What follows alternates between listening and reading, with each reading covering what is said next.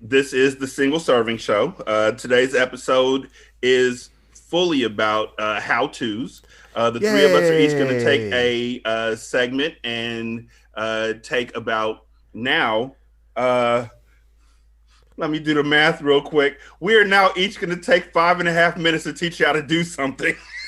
Nah, bro. I'm taking the time I take, son. Bitch, get off the stage. I'm gonna run this light, nigga. Like, Turn off your microphone. Do you know how complicated making a candle is, dog? But yeah, we might have to cut out some of that top shit. But I got how much time I got. Nigga, this is not open mic. Respect the time. Nigga, I don't respect times at open mics. That's the point. But before we get started, here's the intro for this week.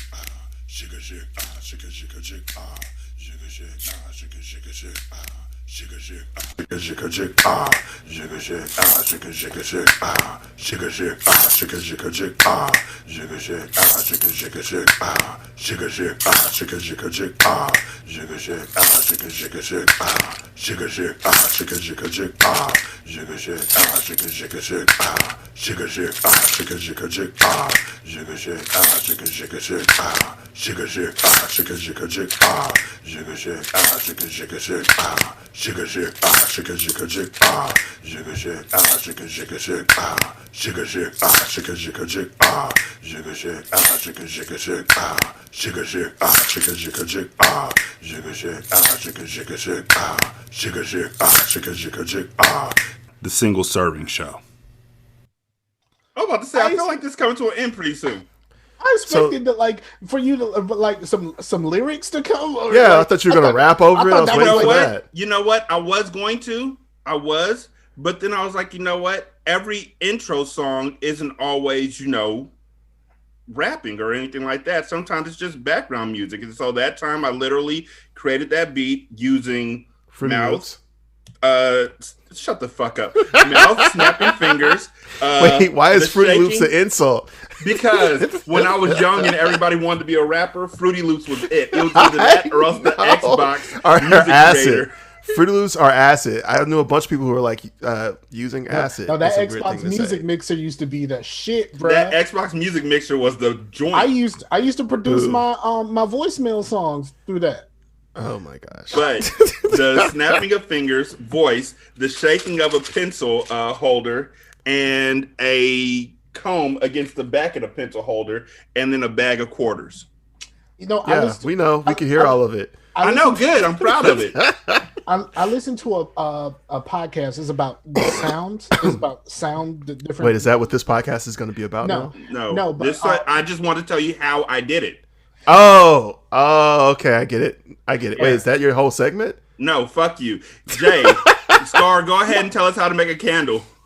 No, wait. I was going to say that that they were talking about the guys who made the iconic sounds, like the guy who made the Xbox startup sound and stuff like that. Oh, okay. Do you know that the Netflix to dome or whatever like that, the bass part about the percussive part of it is just his ring hitting up against a desk or something like that. It's just something just weird.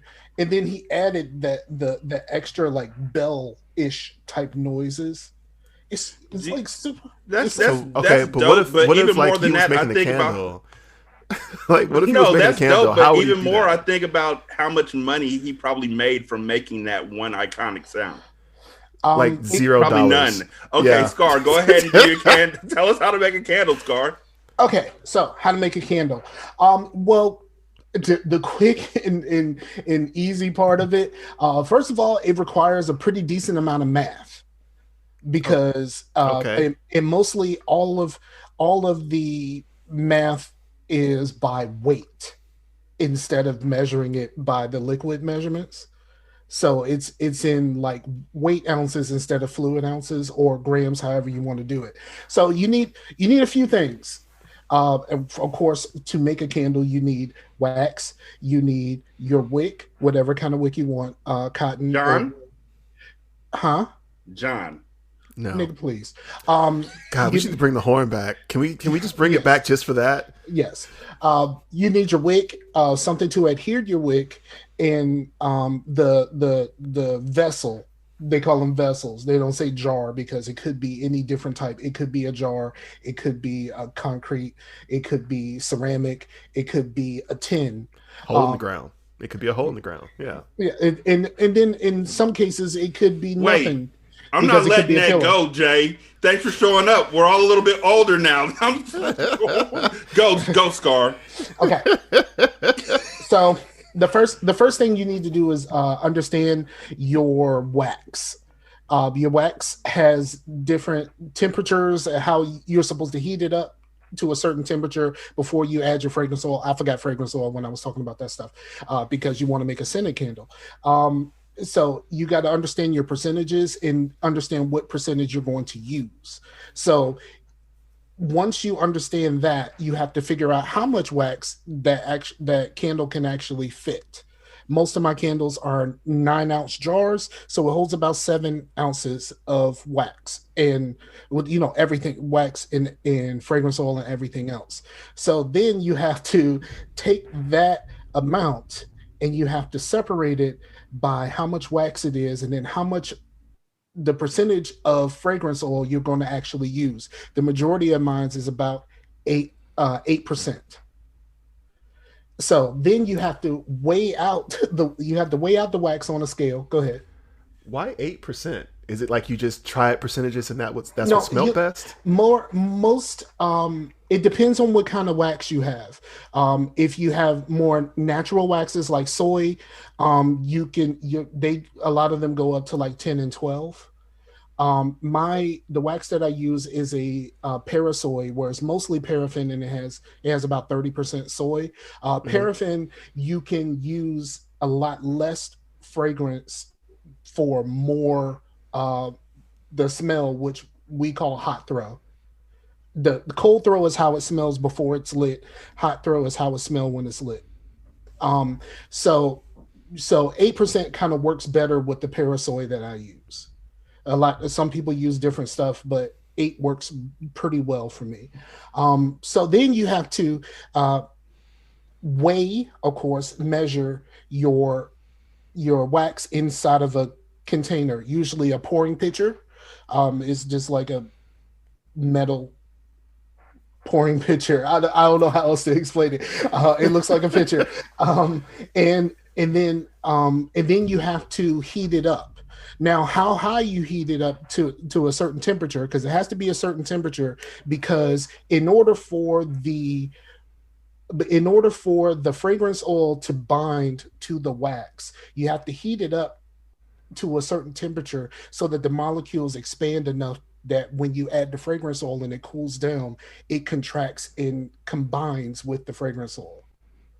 If you add too much, your candle can sweat, and that will cause a fire because the fragrance oil is way more flammable than the wax, of course. Because wax isn't necessarily flammable; it just kind of it melts and then it feeds a flame.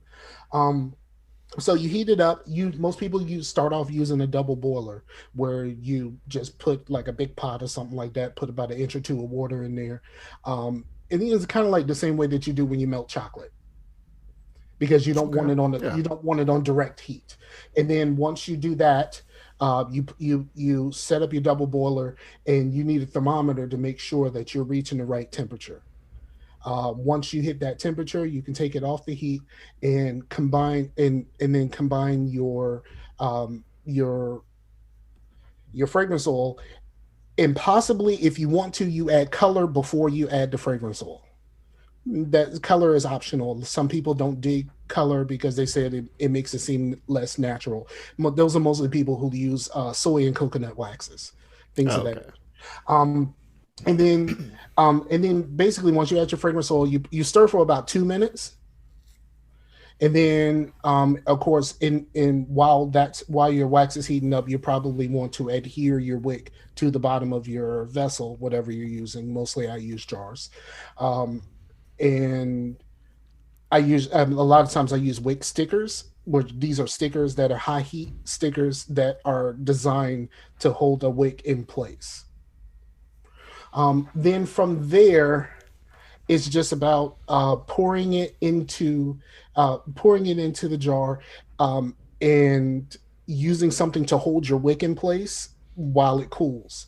Now, there's a couple of things that happens after it cools.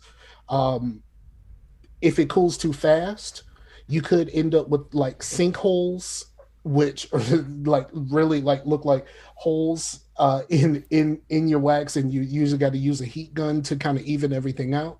Um, or and then you can also get what's called wet spots, where the wax doesn't completely adhere to the jar, so it looks like it's like wet, like it like looks like got water or something in it from the outside. It doesn't actually affect the candle itself, but it does. It, some people don't really like it, but like if you look at Yankee Candle and all of these other famous people, famous places, a lot of them have wet spots and all kinds of other stuff. And then it's about letting it cure, because they, depending on what kind of wax you use, and it has a cure time. The Parasoy that I use, I usually wait 3 days before I actually light the candle. A lot of times I'm more impatient than that, depending on if it's just a tester or not. And then you just go through the process of making sure that is properly labeled. You have to have specific things on your label if you're going to sell it. It has to have a safety sticker, which is and the safety sticker has to say certain things. Like it's like a lot of regulations and all that kind of stuff. Like you have to have like your like how much everything weighs on your label.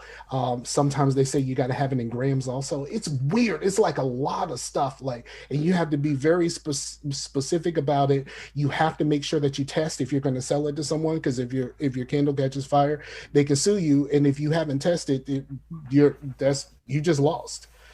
You know what I mean? Like it's like all kinds of like weird things about how to make a candle. But I think those are the basics, and that's just the quick and dirty version of how to make a candle. Like there's so much more to it that I learned once I actually started making candles. And it's one thing about it is, for me, is it's soothing. And the process of creating it kind of worked for me, and I thought, like, I didn't think that I would find something outside of the fluid painting that I was doing that I thought would fill that creativity need in me. But like you got chemistry, you got some math, you know what I mean? Like you got a lot of this, and you got your creativity of how you can mix fragrances in order to make your own. Like there's a lot to it. But that's just a quick and dirty version.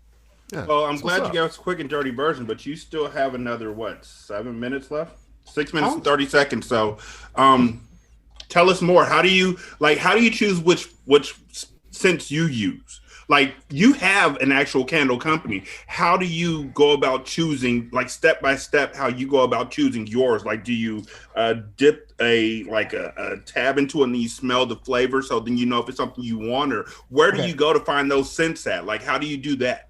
Most of the stuff is ordered online. Because like you can't really smell it, even if you're in the store, you can't just open a bottle because most of it is inside of packages, so you can't really smell it. So you go online and you go to whatever candle supplier website. You should probably go to a candle supplier website instead of going to like Michael's or Hobby Lobby or any place like that, because everything is so much more there and you get so much less of it. You basically just look for the notes. Like this, what does this thing smell like? And you're looking for like the top, middle, and bottom notes, which is basically the thing you smell first, this thing you smell later, and the thing that kind of fits in the middle when it comes to when you first smell it. But when you first start, you really want to start in basically 4 categories. You want a flowery scent, you want a clean scent, you want a bakery, and you probably want a spice. Okay. And then you can branch out and do other things like a masculine scent. I have a few of those now, and I got some that smell great. I made my own body butter with one of them because I like the smell so much. Um, So but are you now selling that?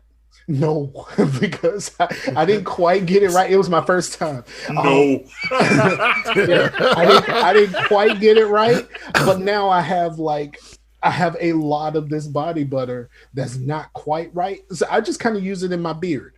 I kind of made sure that I made the with some things that would help my beard out also. So I just use it for my beard right now. But that's pretty much how you do. And a lot of times there will be, I belong to like 4 candle groups on Facebook, and a lot of them talk about what their best sellers are and all of that kind of stuff. So you can kind of pick and choose from there also. About like what you think may work for you, and you'll be surprised about how something may work very well in Virginia and doesn't work in California at all. Yeah. You know what I mean? Like there's stuff like that, and then like you also have to think about the people that you actually market to. Like, my the people that I sell a lot of candles and wax melts to, they, some of them niggas, so they love the stuff with names. Like, they want, even though I can't call it that, they want like a love spell. I have like some Michelle Obama's perfume fragrance oil, like stuff like that I made candles out of. Like I have those type of things because like I deal with niggas and they want those names. They don't necessarily want like a sea salt and orchid, which is a bestseller for everyone except me. You know what I mean? Like but like when I got that Michelle Obama, it was like, let me get that Michelle Obama, dog. And then like a lot of the stuff, like when you get stuff that actually has a name, like you got to change the name. Like I just made some candles that smell like Fruit Loops, but I can't call it Fruit Loops, so I have to call it something that makes you think, oh, I think that's what it might be. Fruity holes. I just call them Loopy Loops. Oh God, you can't call it fruity holes. No, okay. You can Fruity holes. I think you FROOTIE holes, fruity hole. I think a lot of people call their Saturday morning cartoons. I didn't want to name that long, so I just call them Loopy Loops. Like you just gonna have to you just have to trust me. They smell like Fruit Loops. Like, you know what I mean? Like that type of thing. And there's a lot of like stuff like that when it comes to naming stuff. Like you got to make sure that you don't step on nobody's shit. And like even when you put it on your website, you have to put like the Michelle Obama. I just call it Michelle, but I have to say that is a Michelle Obama type. Like I have to be very specific that this is not the real thing. This is something that smells like the real thing, but it's not the real thing. And I'm not using your shit. Like that type of thing.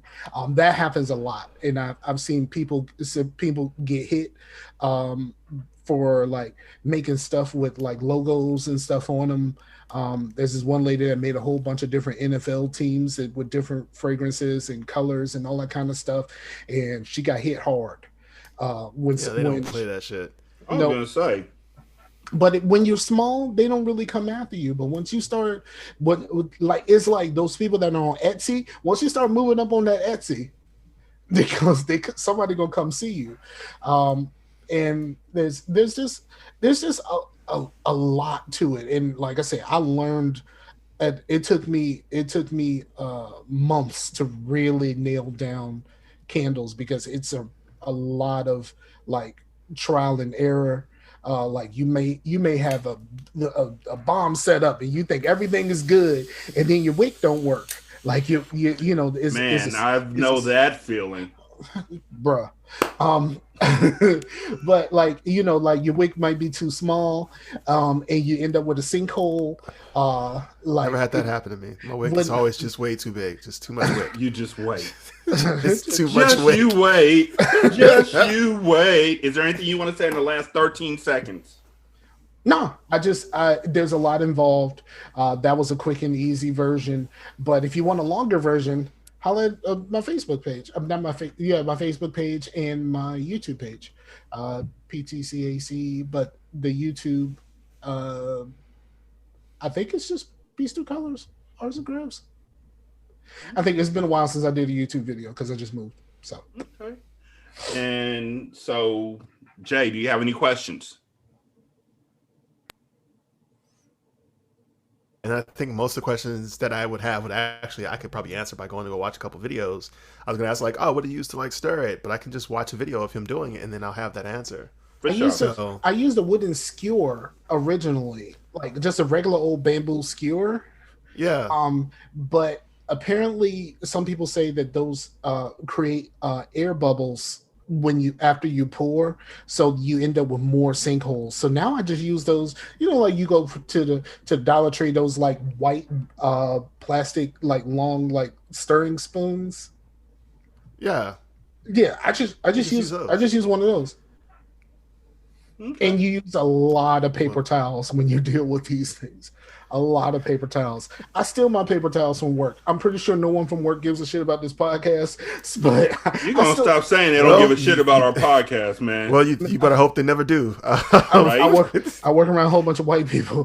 They're Trump and Confederate supporters. They're not coming to here. Ooh, God no. We were too black for that. Thankfully. But yeah, no, that's dope. I feel like I learned a lot about candle making that I would not have thought of, and I am intrigued. And that's just how to make a container candle. Like, we ain't talking about pillars, no molds, no nothing. Like, yeah, I just assumed I was just gonna make one in a jar and then break it. Right. I was like, look at my candle, and I just break a jar every time. Be like, do you want to build a snowman sort of shit? Like, I thought that I had this like all intricate candles. Right. All right. So, Jay, you ready? Yeah, let's go. All right, 15 minutes. Go. Okay, so I'm going to tell you how to create and record your own stand-up special. For some context and background, a lot of what I'm going to talk about are processes and things that I did, or I guess processes, because I have a vocal mic in front of me. These are processes and steps that I took to build and tape my own, record, because no one tapes anything. Tape doesn't exist anymore, but build and record my own special to release on Spotify. What happened was the pandemic. I came back from Hawaii on fire.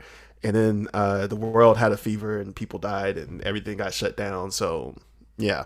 But I can tell you like the steps that you have to take to be able to go from like if you're on your couch watching like a dude do like a hour-long special on Comedy Central, well, really like a 30 minutes of 45. Comedy Central doesn't do hours anymore. I can tell you how to get to be that person. So there are 5 things you need to be able to have a special. You are going to need an audience. You're going to need content. You're going to need a venue. You'll need promotion, and you'll need a way to distribute the actual session itself. And I guess maybe 6 things, because you also need a way to record the special. I'm going to start with content. So I have a 45-minute set. It was that I have been building for about a year.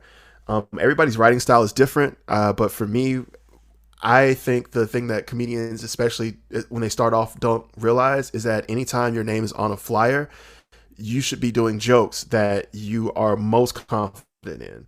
So anytime, like, open mics are for getting up and being like, well, I wrote this yesterday, let's see if it works. You're supposed to fail at those. That's what they're for. It's just 3 minutes of you just trying shit. But when you're like a build headliner or even just a feature comedian, you should have jokes that you have tested. So for me to build this special, I took jokes that I had written that kind of lined up into a little bit of a narrative and built a bit of a message of what I wanted to say. I wrote a couple of new jokes to kind of help build that same narrative and build that same kind of like story. And then I took a lot of the new jokes and pieces, and I just worked pieces of those new jokes at every open mic I could go to. So I want to say for like a year, I was doing about 5 to 7 open mics a week. So it was just me going and testing jokes, trying it with new audiences, playing with wording, just building that. And then after I did that, I started using the jokes in book shows where I was like featuring in like 5 to 10 minute sets. And then while I was doing that, I started playing with like which jokes worked best together and where. So there are some parts of the full actual 45-minute set that are specifically pieces that are meant to come after one another, because I found out that if I tell this joke here and then tell this joke there and then tell this joke here later, it's a better effect. And I found that out in just chunks, because basically people rarely give you like 30 minutes to 45 minutes on stage, especially if you're not like, someone that they know without having to like look you up on Google.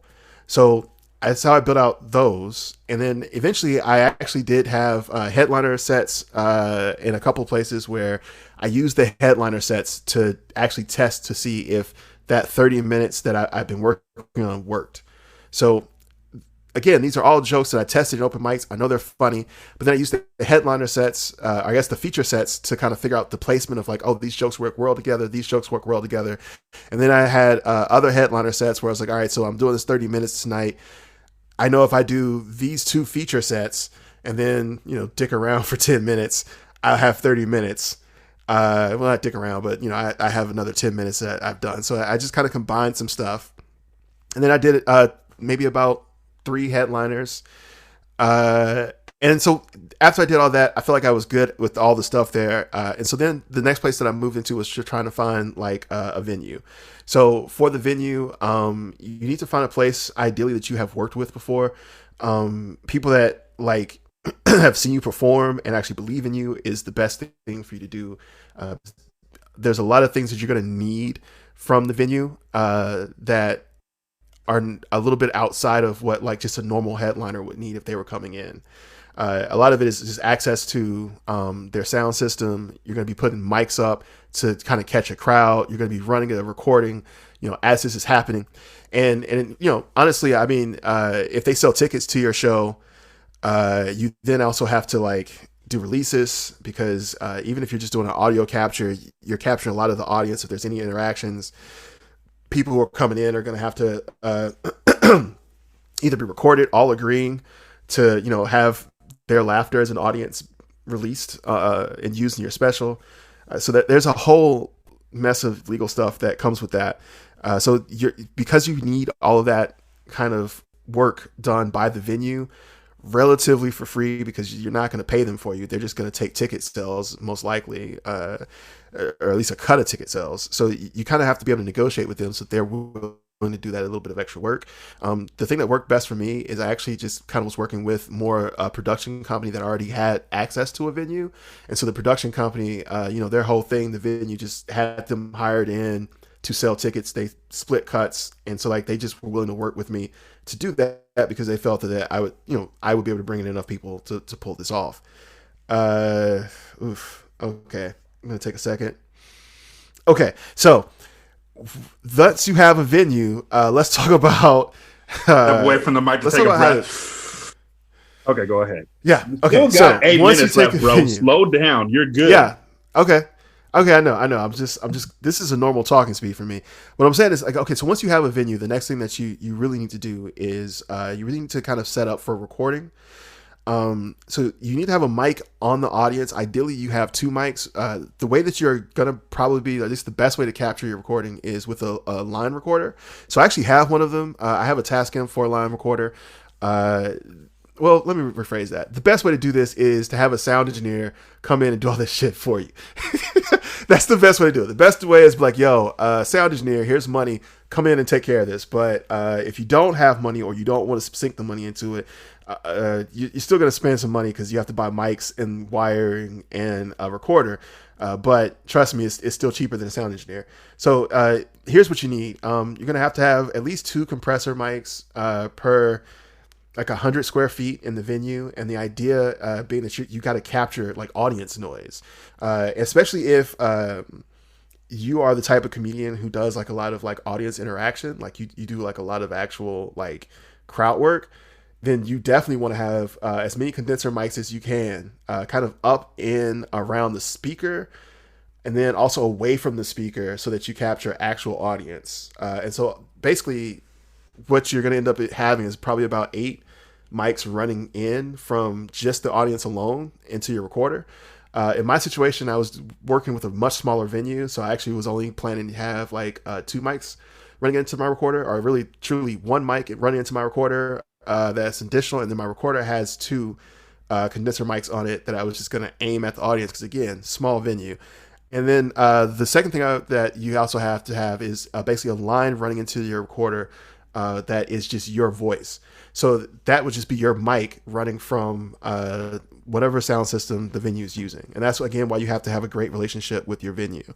So once you have that set up, you're going to need to do a couple of test runs. Again, you need to have a great relationship with that venue. They probably have other shows that are happening. Your best bet would just be like, talk to one of the comedians that's coming in and be like, hey, I'm doing a test run with this recording equipment. If you would love to have like a recording of your set, that's what's going to come out of this. I can send you a recording. Do you mind if I just record your set just to get my test run? Most comedians, even like at an open mic, for example, just being able to hear like, the reactions and like crowd and also your set at the same time, most people would kill for that. It's a relatively expensive thing to get normally. And I've actually, oddly enough, been paid in recording of my set. I mean, like they were like, oh, here's money and also a recording. And it was a lower price than the thing I normally would take, but also I was like, but I get a recording. Yeah. So that's nice. So once you get the test down, let's talk about how to get your audience. So here's the thing. At this point, you should have been performing enough in the city that you are going to do this in to be known. And I think that's kind of the catch. Oh, that's hard. That's real hard. And like at least in a neighborhood, like let's say this. I felt comfortable with this, but I don't feel comfortable saying it on a podcast. I hate that, but anyway, I'm going to say it. I felt comfortable in this at the time because I was like at a point where there were specific spots that I frequented a lot that if I walked in, everyone in the place was like, oh, yo, that's Jay. And I that was something that was happening to me a lot more in multiple places. So I don't know. I'm not saying like the hottest thing in Seattle. I'm just saying like there are places that I did a lot of shows at where people knew who I was. And when they would see me come in, they'd be like, oh, are you performing tonight?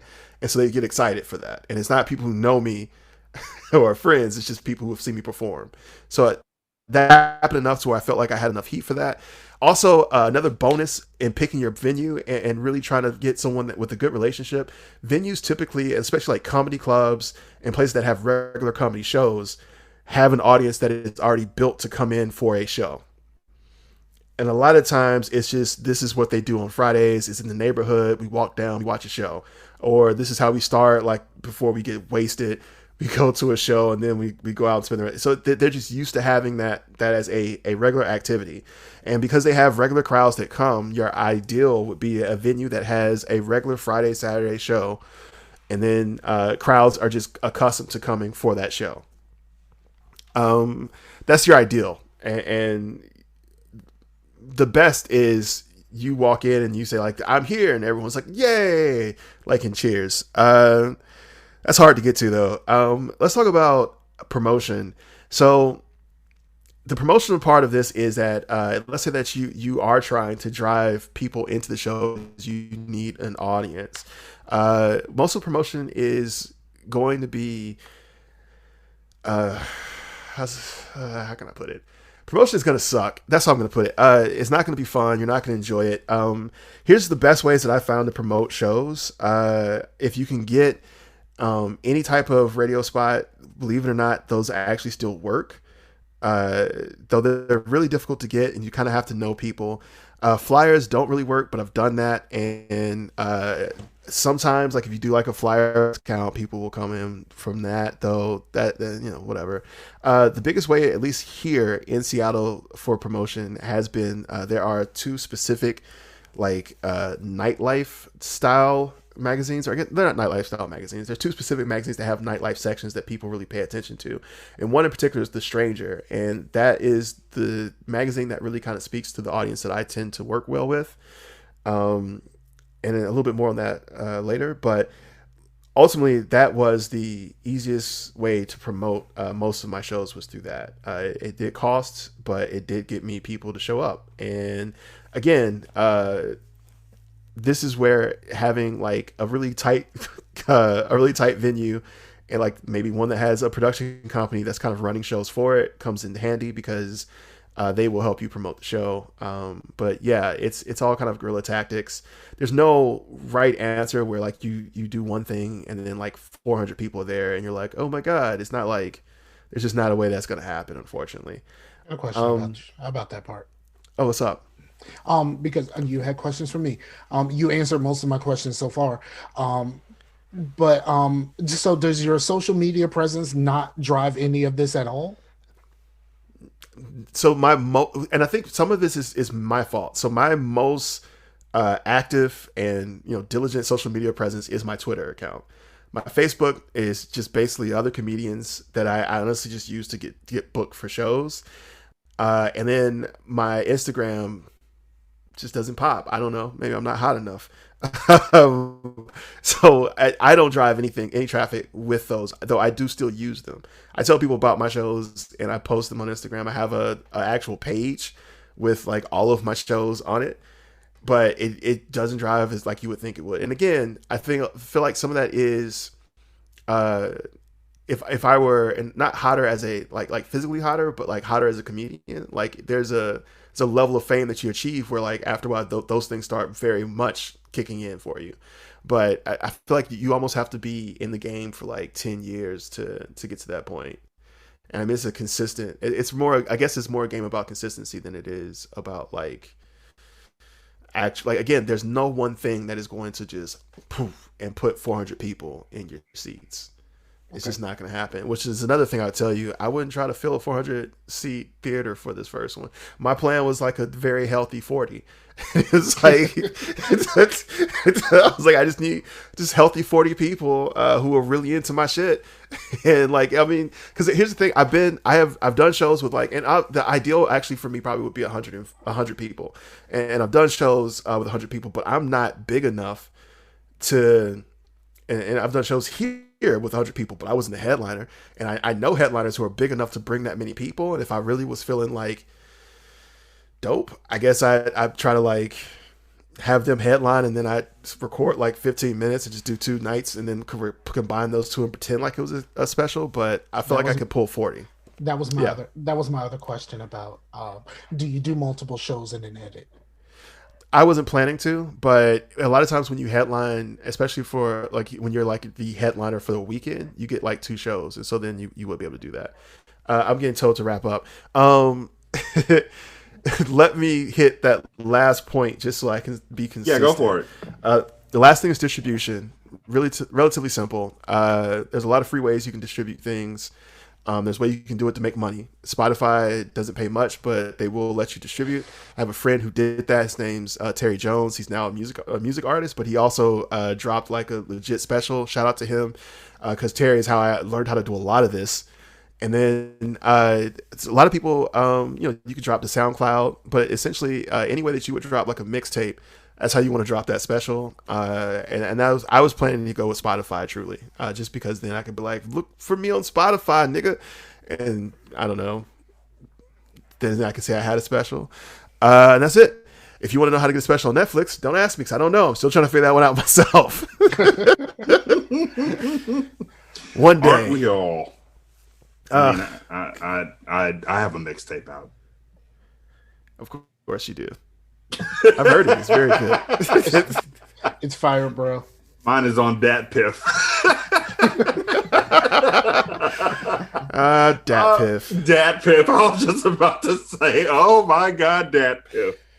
Ooh. Man, those were the days. Man, that was literally if Napster was the Wild West of downloading music, Dat Piff was the Wild West of fucking mixtapes. Absolutely.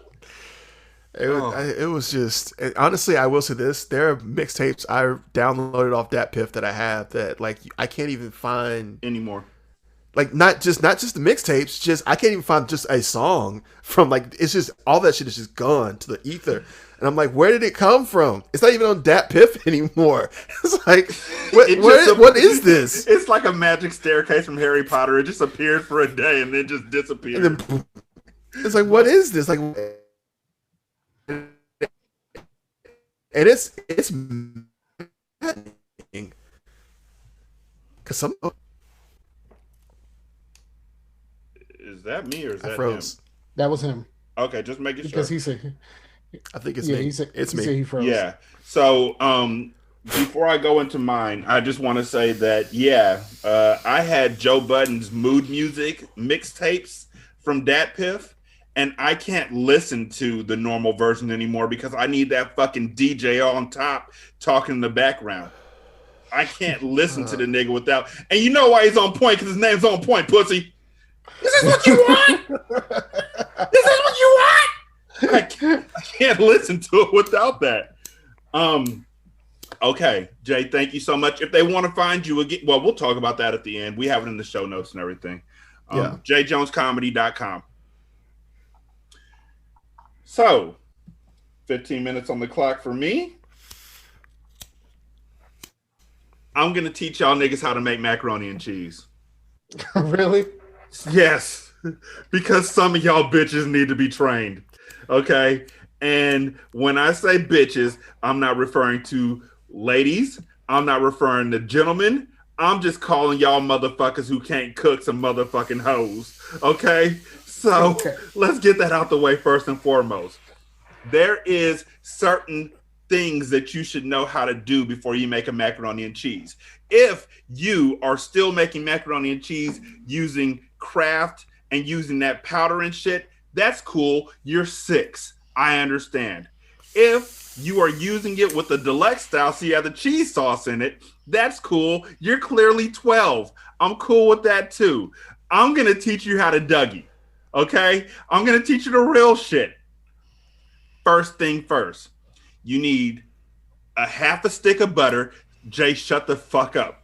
You need a half a stick of butter, a saucepan, 2 to 3 tablespoons of flour. It depends on how many types of cheeses you want. Me personally, I use 7. Basil, elbow macaroni, preferably jumbo elbow macaroni. If you get the smaller ones, that's fine. It's going to give you more in the serving, but you want to have the big ones because that gets the flavor not only on top, but it also seeps up in that motherfucker. Have you ever had your motherfucker just hump like that? You just hump that motherfucker. The flavor gets all through that bitch. I said basil, salt, pepper, half and half, or milk. Yeah, that about sums it up. You don't need eggs. Check this out. So what you do is you turn on the saucepan and you put the half stick of butter into the saucepan until it bubbles up. It melts and it starts to foam a little bit. You let the foam subside, and when it starts to subside, you will gently shake the flour into the butter. Once the flour hits the butter, you need to have a spatula in your hand at that point in time. Now, whether it's one of those rubber spatulas or it's one of those spatulas with the holes in it, it doesn't matter. It just has to be a spatula. You put that into the pot and you begin stirring the flour into the butter. You want to do that as quickly as possible because you need the flour to keep moving so then it doesn't burn. Yes, Jay. I always use a whisk for this. I don't use a whisk, and I think it's because my saucepans are non-stick, and Nisha will whoop my ass, and I don't have a like the copper bottom saucepans. Yeah, and I don't have a plastic wick, so I just use a spatula and just go around, and it works out. Either way, it'll work out. Whisk. But yeah. Okay, I feel you. Cool. So you mix the flour until it is completely integrated into the butter. There shouldn't be any lumps. There shouldn't be any trace of any dryness in there. It should still be a liquid flour. Once you have that done, before you put the milk into the flour, what I will recommend to you, and this is coming directly from Consistently Good, what I recommend before you put the milk into the flour is that you take 2 tablespoons of basil, and you shake that over the mixture, and then you stir it one more time. That way the basil is completely integrated into the flour, which will then be completely integrated into the cheese sauce that you're about to create. You don't want to do it at the end because it may not fully combine into the rest of the flavors. Once you have the basil into the flour and butter mixture, then you take half a cup of milk. Me personally, I would use more because I'm making bigger pans. But if you're making something that's going to serve 4 people, you will take a half cup of milk and you will pour that into the pan.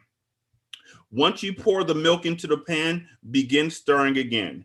As the milk starts to warm up, the flour liquid that is in there will start to not solidify the milk, but it will make it a bit firmer. You don't want it to be so firm that it can stand up. You don't want it to be so firm that it turns into sludge. You just want it to be there. So when you stir it so well that there's no longer any more of that flour mixture, it is completely integrated into the milk.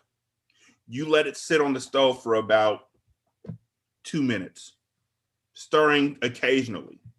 Once the milk starts to butter or bubble a little bit, just a little bit of a simmer, you know you're good. The next step, depending on what you're doing with your macaroni and cheese, may either be you go directly to putting the cheese into it, or if you want to be like me, let me explain when I say want to be like me.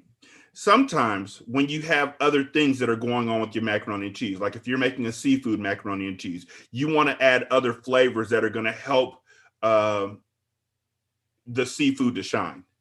So if I make a lobster macaroni and cheese, I will take diced up red bell peppers and I will put it into this milk and let it simmer in the milk. So then that flavor gets throughout. It really adds a unique, just a wonderful, wonderful, mild flavor that is just, it sings to you. Once you have, whether you put the red bell peppers in or not, once the milk has begun to bubble up a bit, that's when you start adding the cheese. Now, most folks will say that the base level cheese that you have to have in any macaroni and cheese is cheddar cheese. Whether it is a sharp cheddar cheese or a mild cheddar cheese, it doesn't matter because they're fucking wrong. What you actually need is Colby Jack. If you have a Colby Jack cheese, that is where you should be setting this off with.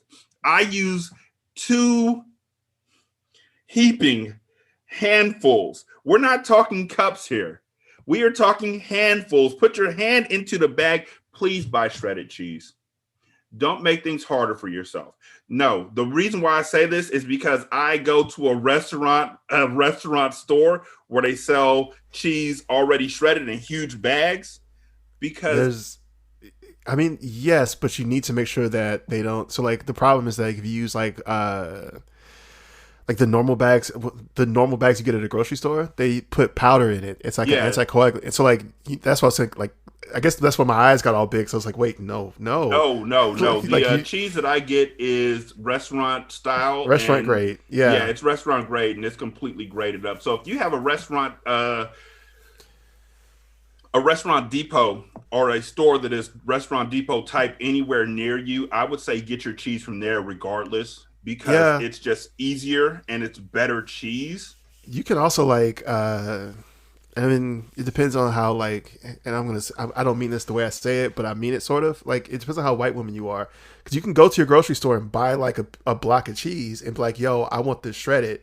Shred this up for me and give it to me in a bag. I did not know they could do that. Yeah, they have a thing that they will slice. Yeah, they can slice and shred. You can do that with bread as well. It just depends on how white person do you want to be. Like you have to basically be like, hey, and they're gonna be mad about it. By the way, they're not gonna enjoy it. And one day I'm gonna ask you how you found this out, but give me my 15 minutes because I saw someone do it. I saw an old white lady do it. Okay, go ahead. So if you get your white woman on, more power to you. You'll reach that next level of ascension, or the next level of don't let me catch you in the parking lot. It's completely up to you. So you put the Colby Jack in and you stir it in, so then it starts to melt. And you want that to be fully integrated. You're going to keep hearing the words integrated in this statement. You want to actually fold the cheese into this milk mixture that is here. Once you have folded this cheese into the mixture, then you can go fucking berserk. As long as you have the Colby Jack in there, you can do whatever you want. I've used for my lobster macaroni and cheese, I've used Asiago cheese on top of the Colby Jack. I have used Munster cheese on top of the Colby Jack. I always end off with brie.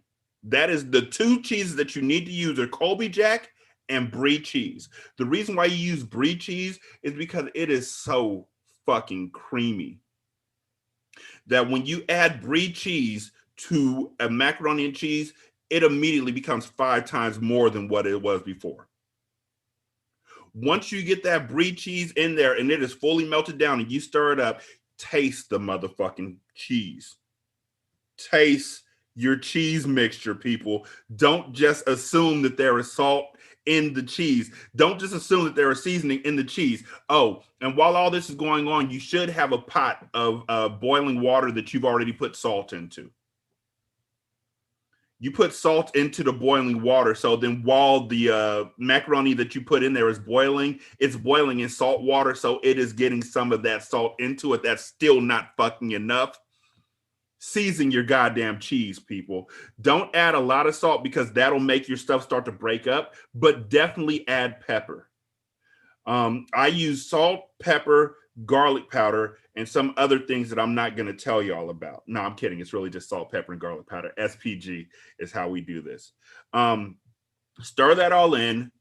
Let it set. As it sets, it's going to continue to simmer and it's going to continue to set. While that's happening, deal with your macaroni. When your macaroni gets done cooking, you should probably I use 3 cups of macaroni for a client. So if you're not using that, then you should probably be using like 1 cup. And once that cup of macaroni gets done, take it out, put it into a strainer, immediately put cold water on that bitch. Like cold water all over it. The last thing you want is for your cold water. What's the deal with the cold water? If you don't use cold water, as soon as you take it out and you pour it into that strainer, it's going to keep cooking. And the last thing you want for it to happen is for your noodles to cook and stick together. You don't want them to cook and get hard. You don't want them to cook and change color. There are a million different bad things that can happen if you don't put that cold water on there, but there's no bad things that can happen if you do put that cold water on. Yeah. Plus, like you're gonna, well, I don't want to jump the gun, but it's going into the oven soon, and if it cooks too much, it'll get mushy by the time it actually finishes cooking in the oven. Mm-hmm. And then you'll just have like, I don't know if you ever had like macaroni and cheese where the noodles were just like pure mush. It's horrible. It is not a good time.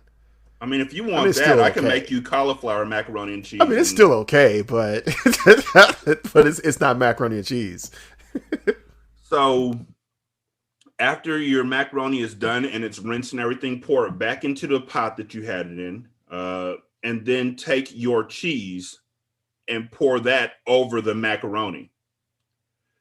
Mix the cheese into the macaroni. The reason why you're doing this is so that once you get it fully incorporated, you know every single noodle has cheese sauce on it.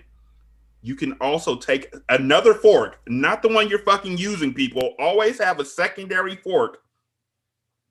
Take a piece of the macaroni and cheese out of the pan using the spatula, stab it off the spatula using the fork, put it in your mouth.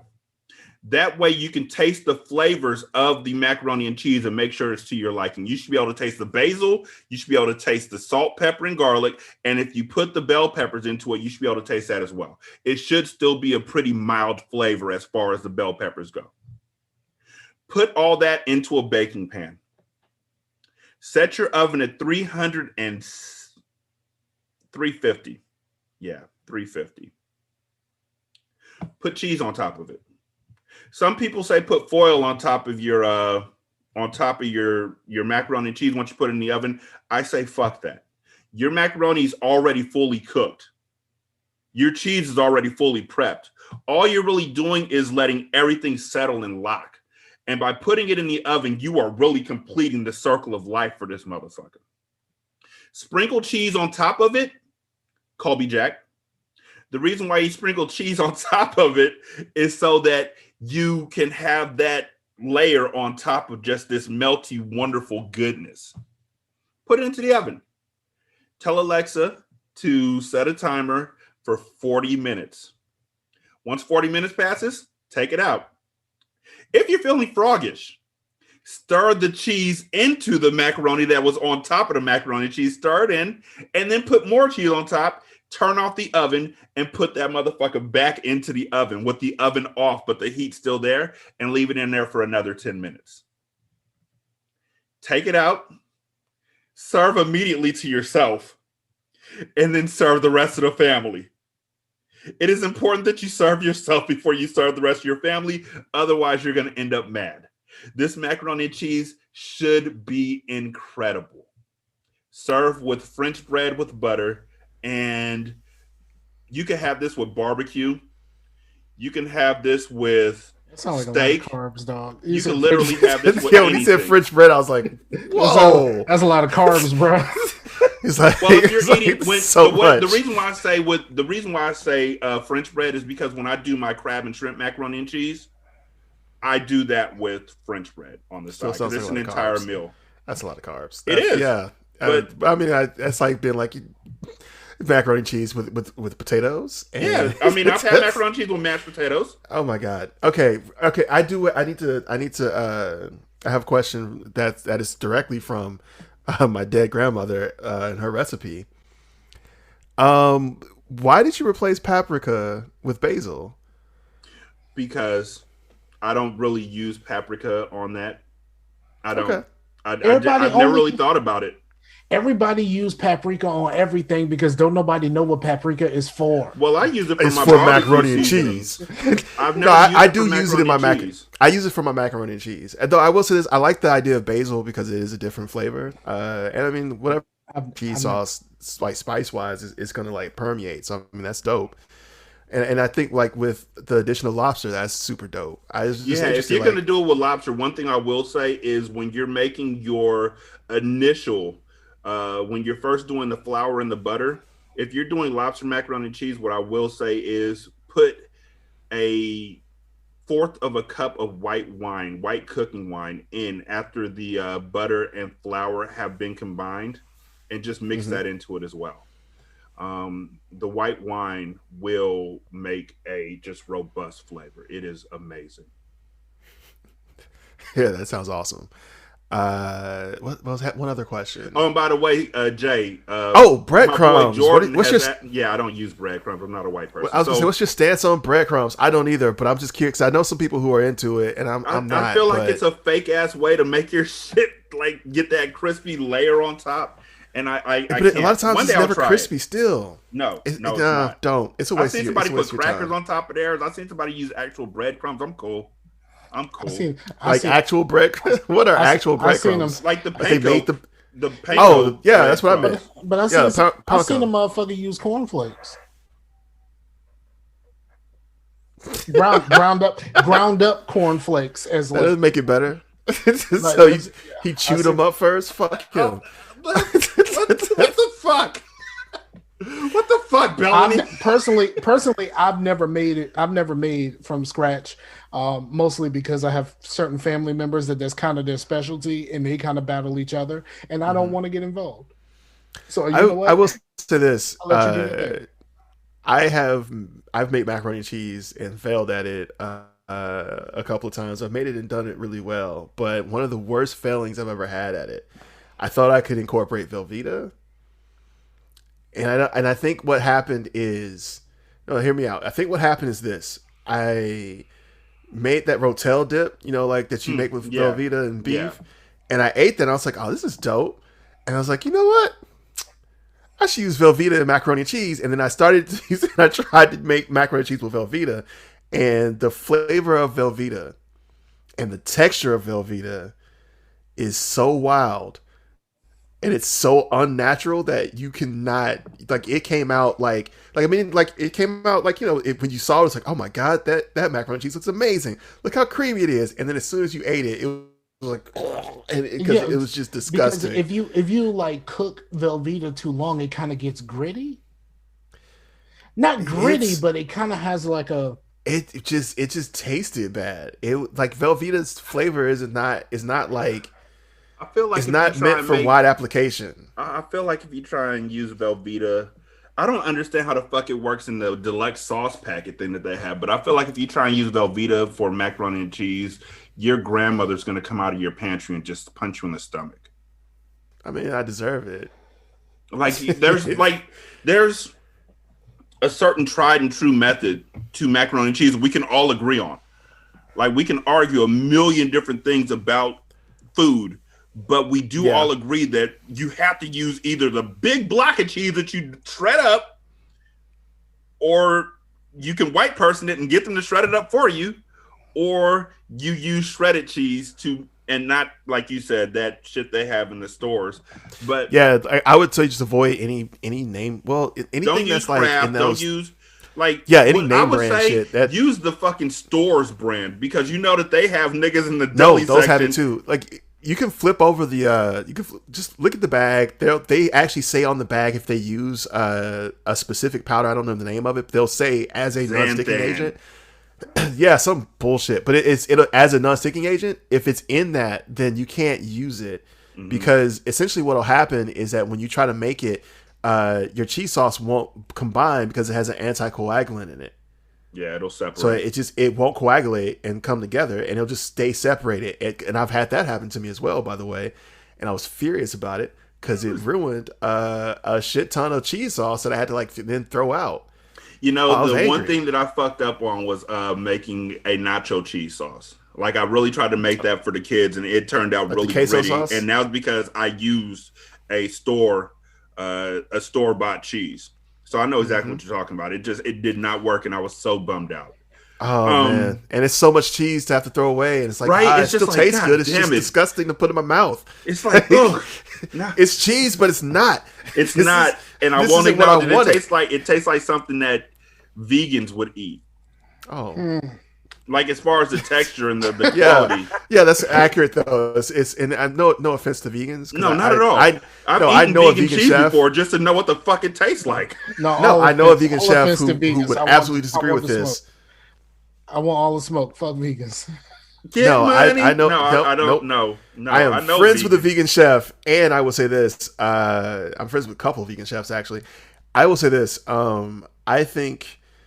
And I will also say I will send you a recipe, Derek, for a vegan cheese sauce that once you've made. Oh no, I can't do it because they all have nuts in them. That's the one problem because Triple is allergic to nuts.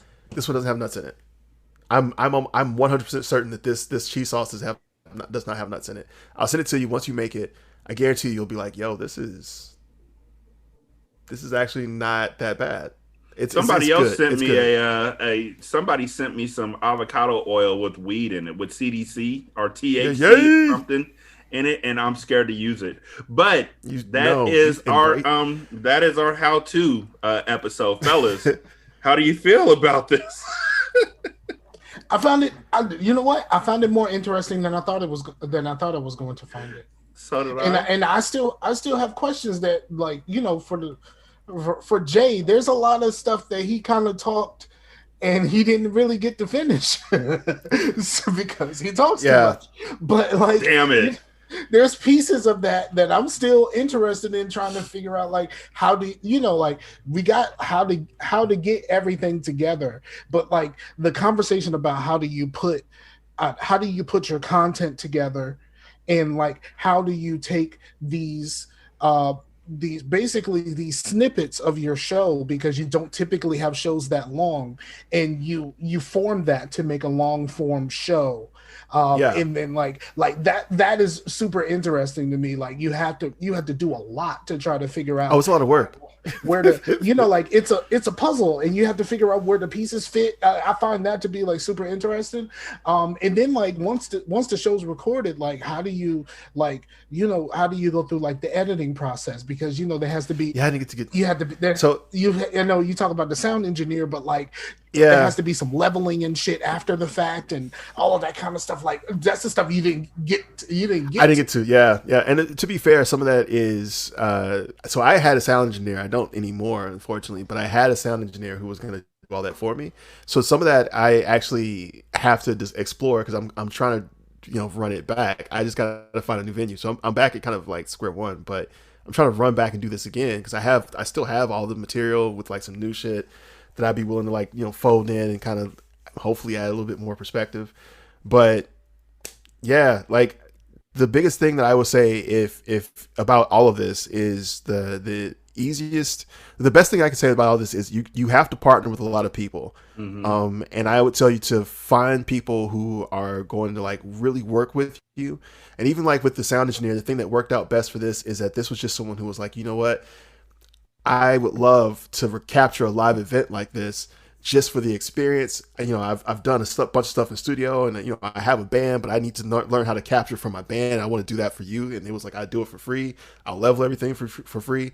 So I was like, dope.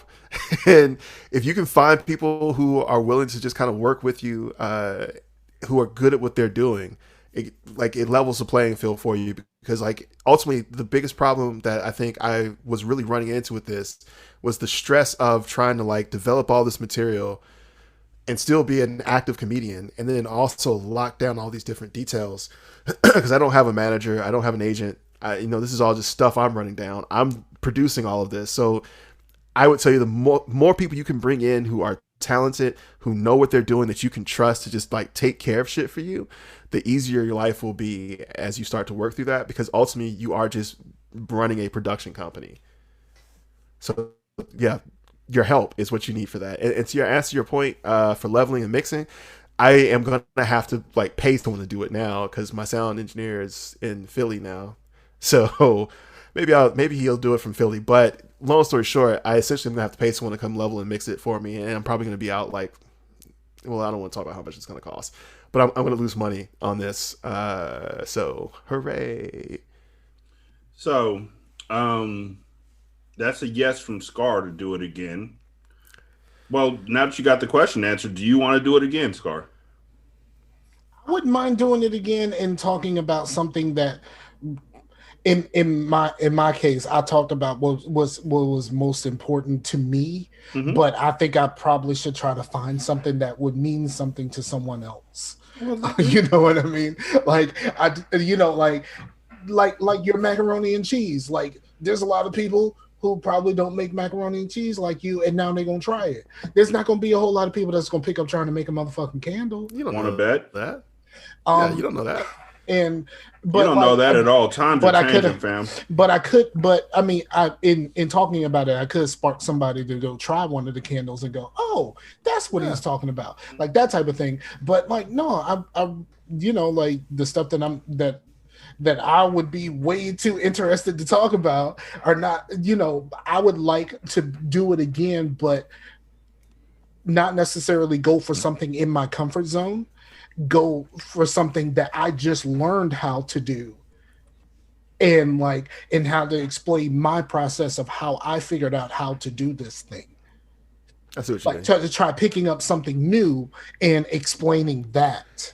Mm-hmm. I think that would be very interesting for me to do. So the customer service episode, basically. Jay, would you like to do it again? Yeah, me too. So I mean, like, I didn't dislike the episode, and I liked learning things, but I mean, like, sure, if we're all gonna do it again, I wouldn't be like the reason we wouldn't do it again. But if it were like if I'm the deciding vote, I'm not gonna say no to it. But if I'm not the deciding vote, I'm gonna say no to it. You're not the deciding vote. I am, and I'm saying no. I'm saying no straight out. And here's the reason why I'm saying no. While I learned some things and it was dope, I felt like it was each of us taking a turn to explain something or express something. I didn't feel like it was a fully fleshed show for each of us separately, but we didn't really get to interact. And I'm looking for more interaction. Well, I wanted more interaction, but a couple people muted, and I think and that's for each person talking. We're all kind of be respectful, and yeah, I don't know. Maybe we should have done a better job of welcoming questions. I don't know. Well, we did welcome questions, and I mean, you broke into mine like 3 times with questions, so it wasn't that sort of thing. I wanted that for mine. Yeah. Some of the things that I had questions about yours, Jay, you answered those, so I was like, well, there goes my question. Exactly. Happened like 4 times, and I think it's because these are things that we're well versed at, so we are able to answer all the questions just in doing it. But I just didn't like it. I'll be real with you. I just didn't. I completely understand why. If we don't do this again, I understand why. Mm-hmm. And so, like, if we're gonna rank this, I mean, we've only done 2 shows. This will be number 2. This will be on the bottom, and it might stay on the bottom. So, well, that's why we leave it up to the audience. We're going to put it out there for them. Well, no, we're going to ask them what they think, because we do a poll. Change our minds. When we ask them what they think of each episode, and if they think it's something we should come back to. For the last episode, the debate episode, we did ask them what their thoughts were on the Golden Era music sampling. First of all, I want to say that we need to get more votes, people, because this shit, 2 people voting, that ain't shit. And one of them was Nikki, who told me straight out from the gate that she was going to vote for Scar because Scar's a Virgo. She said, before I even listened to it, I'm voting for Scar because he's a Virgo. So she immediately got disqualified.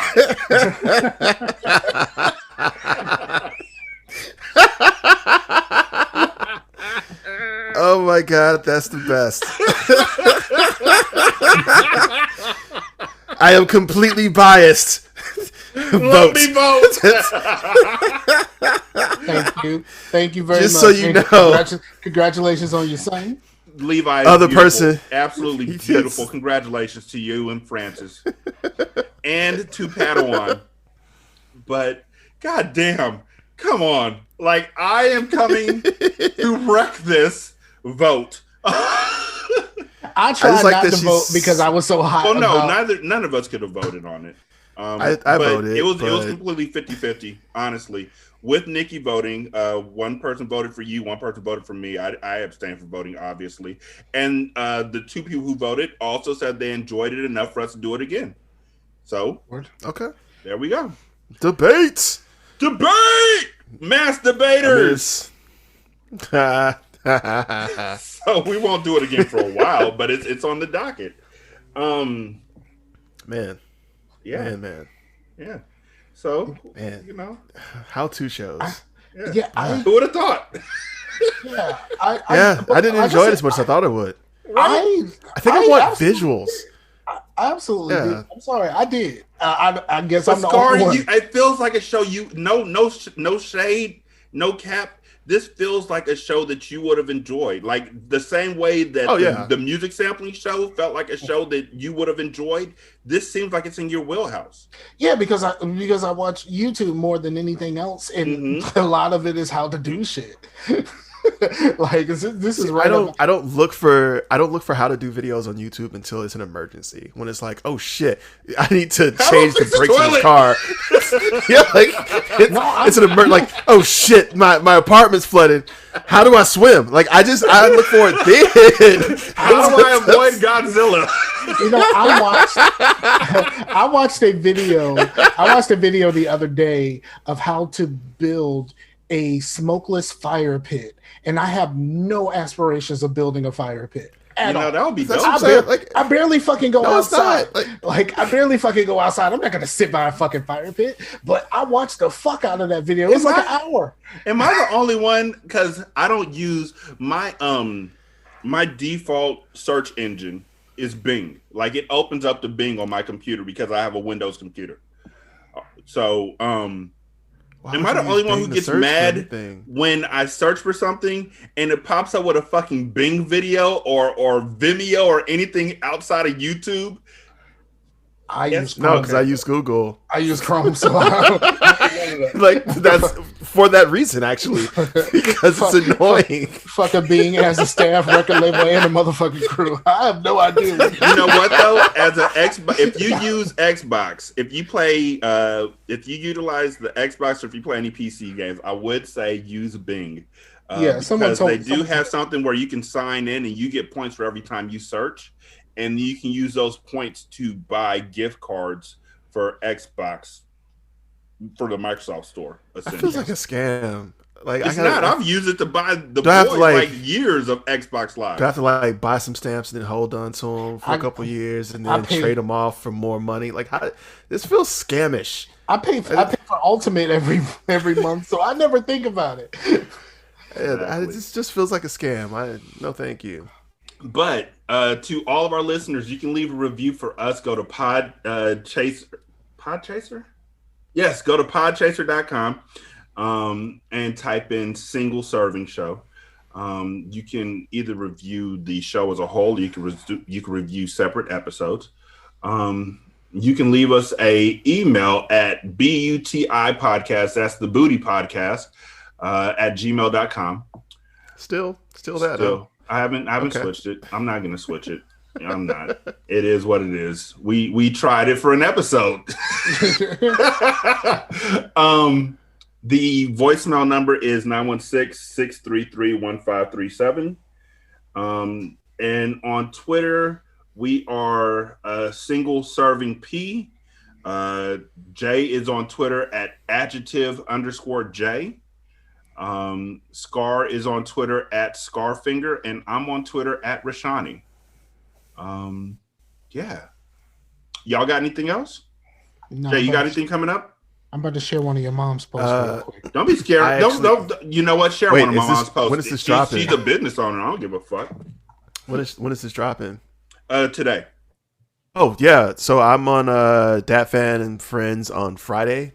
So I think I'm doing like a set there. I'm doing that's on Zoom, by the way. I'll post a link to at jjonescomedy.com. That's J as in the letter, Jones is in my last name, and comedy as in what I do. Yeah. And then on the 29th, I have a show. Can't remember what it is, but I'm hosting a show on Zoom as well on the 29th. And then I'm doing another Zoom show on June 4th. So a lot of Zoom shows. Then I got a live show. No, wait. It's on the 5th. Thank you. Zoom show's on the 5th. Live show on the 4th. My bad. How do you know when my show is? I just pulled up the website. Oh, okay. It's like, what the fuck? How do you know where I'm gonna be? The live show is on the 4th in Tacoma at Alma Mater. So ew, that's the 5th. Damn it! The live show is to come on the. I thought it was on the 5th. You're correct. The live show is to come on the 5th at Alma Mater. The Zoom show is on the 4th. That I will have a link posted on my site. But here's a hint for each of y'all, or here's a pro tip. The show that's in Tacoma, try and watch it on Zoom. It's not going to be on Zoom. It's live. Stay away from Tacoma, people. There are zombies in Tacoma. Tacoma's gone. Show it for me and then immediately leave, because that's what I'm going to do. If he's there until it gets dark, if he's there until it gets dark, just sleep in the fucking club. It's actually from 5:30 to 7, so it'll still be bright. It'll still have some sunshine. We're down near around the docks. You'll get right up at the edge of the Tacoma Aroma. Ooh. You'll get a little bit of it. You get a little bit, because it's not all the way fully in Tacoma. I'm not going to diss Tacoma on I used to live there. I don't fully go into I have a problem fully going into Tacoma to perform, and I really don't like to do it. But like, this is a different time. We're in a pandemic. Desperate times call for desperate. We're in a pandemic, and I gotta perform. I gotta get back out there. So we in a full on pandemonium. So Tacoma's getting a service from me that it would never have gotten before. The reach around while I'm driving out. Hope I made you bitches laugh.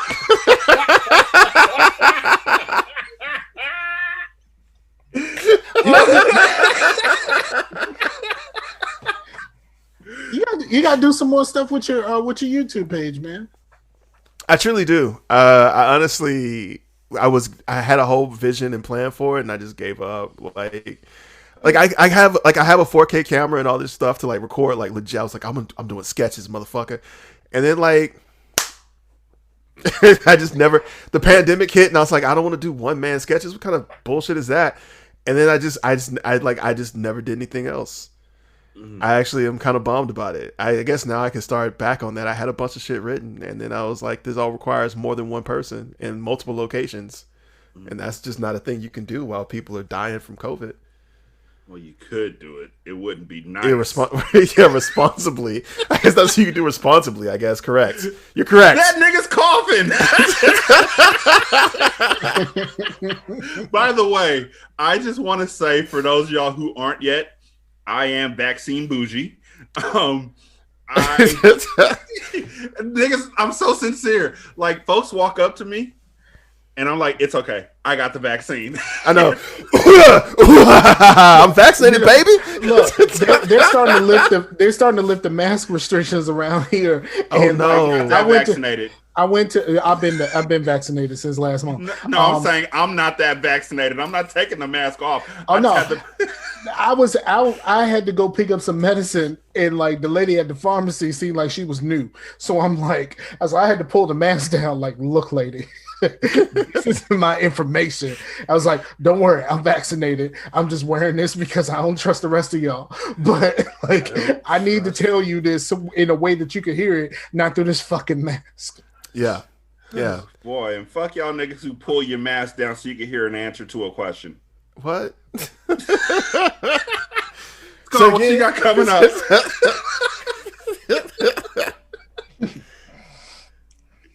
No, really, Scar, what you got coming up? Nothing new for me. Just doing shows mostly. Like I talked to you ever since I moved. I talked to you way more than I ever thought that I would talk to another human being that I just talked to on the internet. And sometimes it feels cute. Other times it feels like, why can't I get rid of like this? Hell? Fuck you! I can't quit you, dog. I can't. You son of a bitch. But like, if you want to know a little bit more about the candle stuff, you can find me at all of the places. But the best place is on my Facebook page is Peace Through Colors Arts and Crafts, and you can find all of the links to everything, including the YouTube videos where I talk about some of this stuff, but not all in one place. But yeah, do that. I need to get back to recording also. I kind of feel like Jay when it comes to that. It's like I have everything here, and then it's just like, well, should I just knock these fucking candles out? Like, you know what I mean? Oh gosh. So thank y'all so much for listening. We greatly appreciate it. We'll holler at y'all later. Y'all be good. Peace. Peace out. This is Single Simulcast.